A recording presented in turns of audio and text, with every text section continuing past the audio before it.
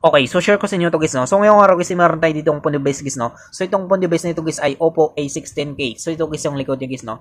Yan. So yung issue guys ng phone device nito guys ay ganito guys, no? Nagpabalik-balik siya guys sa logo niya guys na Oppo guys, no? Yan. So makita nyo guys ay nagpapatay hindi siya guys, no?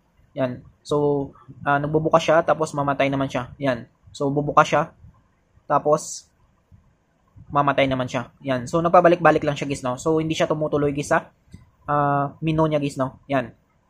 So, yung mga ganitong issue guys sa phone device natin guys, yung unahin natin dito kung i-check guys ay volume button or yung power button guys, no? So, possible guys na grounded dito guys, no? Ito guys yung volume button nito, up and down. Check niyo yan, up and down. Tapos, ito guys yung power button na ito guys, no? So, possible guys na grounded dito guys yung tatlong button na ito guys, no? Ito guys yung power button, volume up and down. Yan. So, next natin dito guys na problem guys, pwedeng sa battery guys, no?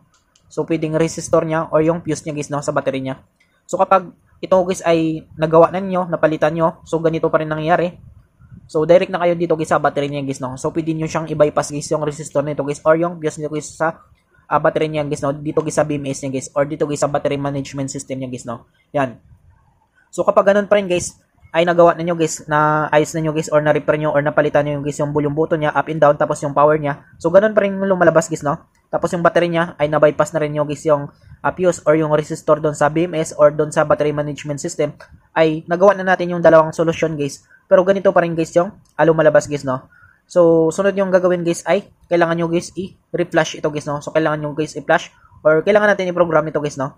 So, sunod kapag ganun pa rin na ayusin natin guys yung volume up and down power, tapos yung BMS, na-bypass na rin natin yung resistor, tapos yung fuse na yon. Tapos, ganito pa rin yung lumalabas guys, no?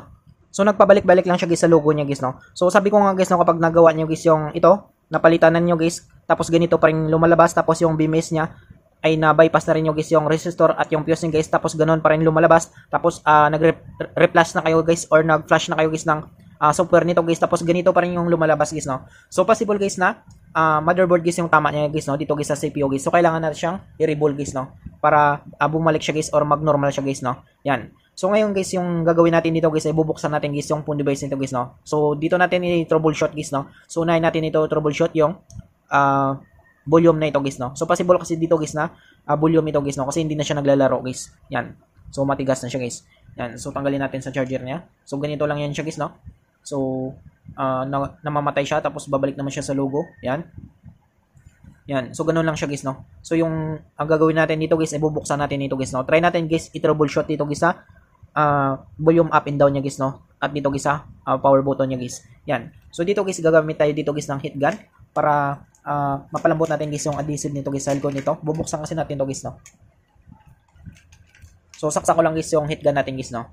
Yan. So, ngayon guys, yung gagawin natin, palambutin lang natin guys yung adhesive glue nito guys, no? Yung back cover nito guys. Yan. So, simulan natin.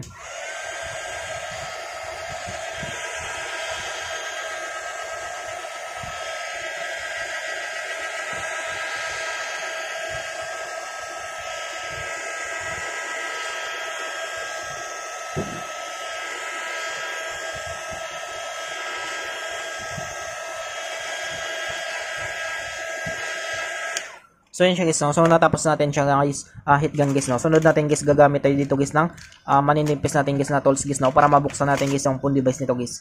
So, hindi tayo pwedeng makadirect dito guys, no? Kasi meron pa siyang bolts guys, dito guys sa frame niya guys, no? Bago natin siya mabuksan guys, no? Yan. So, simulan natin. Yan. So, malambot na siya guys, no? So, possible guys na nabuksan nito guys, no? Kasi malambot lang guys yung adhesive nito. Yan. So, ito guys yung loob guys ng Oppo A16 guys, no? Or Oppo A16K nito. Yan. So, yung gagawin natin dito guys, ay tanggalin natin guys lahat guys ng mga bolts niya guys, no?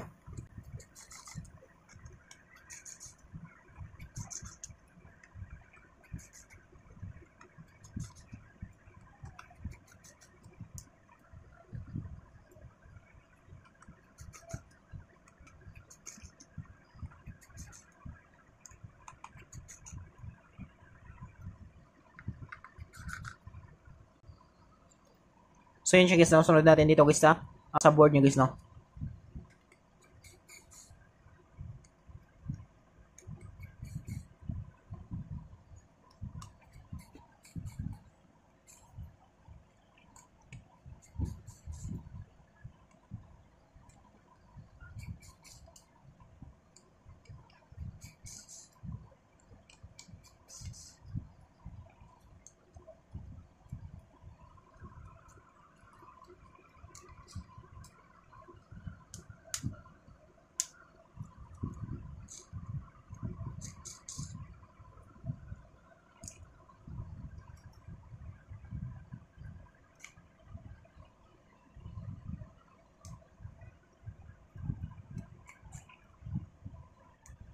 So yun siya guys, no? So natanggal natin guys lahat guys ng mga bolts nito. Sunod natin dito guys ay tanggalin natin dito guys yung cover guys ng camera na ito guys, no?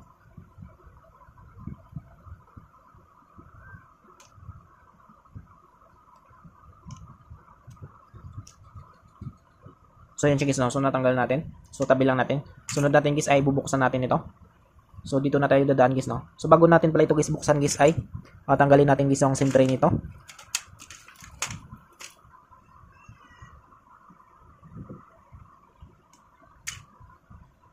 Yan, so tabi lang natin to. So natin buksan na natin guys. So da-direct na natin ito guys, no? Kasi hindi siya pwedeng hindi natin pwedeng ma-off ito guys, no? Kasi yung button niya guys ay meron ng damage guys, no? Yan, so tabi lang natin yan. So kung makita nyo dito guys ay matigas na siya guys, no? So hindi na naglalaro guys. Pati guys yung up and down niya, yung power niya. So wala na rin guys, no? So possible guys na yung merong tama dito guys yung ito guys, no? Yung flex cable nito guys, no? Power flex nito guys, no? Yan. So dito muna tayo una guys mag-troubleshoot guys, no? So tanggalin natin. Tanggalin natin guys yung FBC connector guys ng battery niya guys, no? Mag-direct na tayo dito. Yan. So sunod natin, ito guys yung flex cable na ito.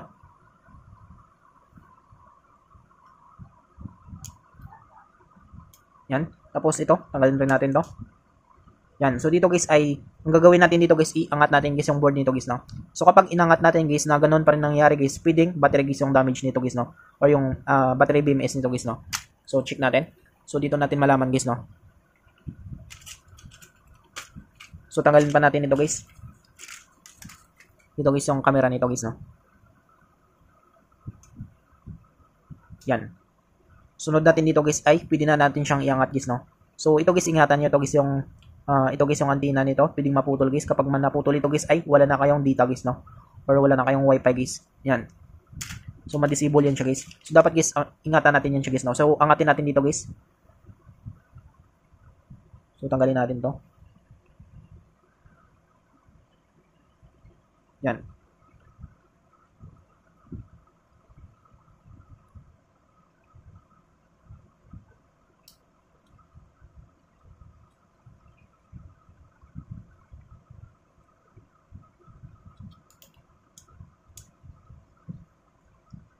So dito guys, angatin lang natin guys yung board nito guys, no? Or yung motherboard nito guys.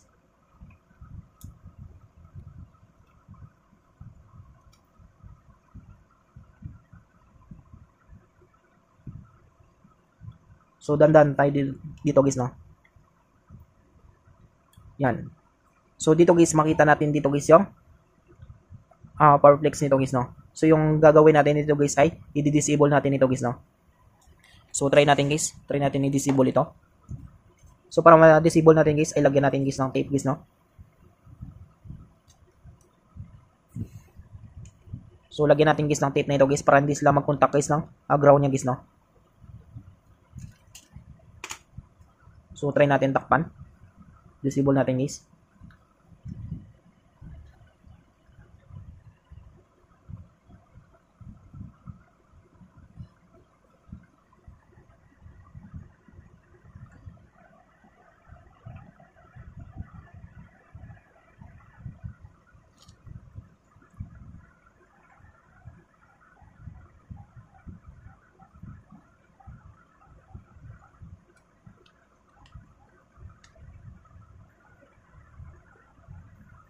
So yun siya guys, no? So nalagyan natin guys ng tape guys, no? So madi-disable na yun siya guys. So hindi na siya magkukontak guys sa ground guys dito guys sa power flex niya guys, no?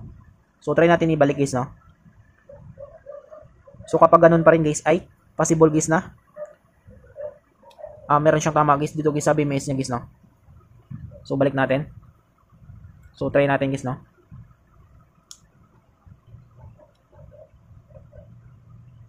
Yan. Tapos try natin guys i-charge ulit. So hindi natin siya maano guys, no? Sira kasi guys yung power flex niya. So try natin i-charge guys, no? Kanina kasi guys ay din-charge natin. Ganon yung lumalabas guys, no? So try natin ulit kapag ganon pa rin guys kapag din-charge natin.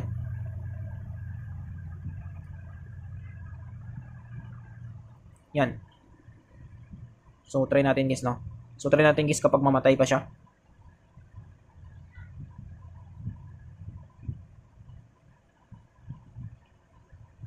Yan. So kung makita nyo guys, no, hindi na siya namamatay. Yan. So, kung makita nyo guys ay nagtuloy-tuloy na siya guys, no? So, try natin guys, no? Kapag magbukas siya guys. Yan. So, possible guys na powerflex guys yung tama nito guys, no? Kasi nga hindi na siya nagpapatay-patay sindi guys, no? Kung makita nyo guys ay nagtuloy-tuloy na siya guys. Yan. Yan. So, kung makita nyo guys, no? So, possible guys na yung tama nito guys yung powerflex guys, no? So, confirm guys, ito guys yung tama nito guys. Yan. So, hindi na siya namamatay guys, no? Yan.